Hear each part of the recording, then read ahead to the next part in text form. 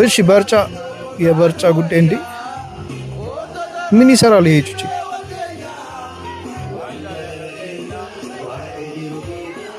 ይሄ ራሱ ልጅ እኮ ነው በእናት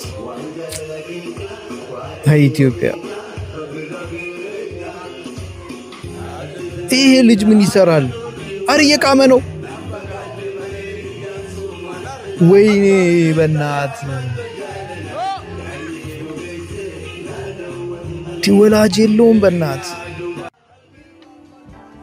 መንግስት የለም አለው። አረ የማይደረግ ነገር ነው። ጭራሽ ይቀርጹታል እንዴ? ይሄ ቪዲዮማ ቫይራል ወጥቶ የምር መንግስት የሆነ ነገር ማድረግ አለበት። በፍጹም ሊሆን አይችልም። ይሄ ህዝብ እኮ እግዚአብሔር በቸርነቱ እኮ ነው ቆመን የምንሄደው። አዳም ህፃን ልጅ ጭራሽ ለሚቀማው ልጅ ግራ ገብቶ ይህ ህፃን ጭራሽ ተጨምሮ ይቅማል። አረ በስመ አብ።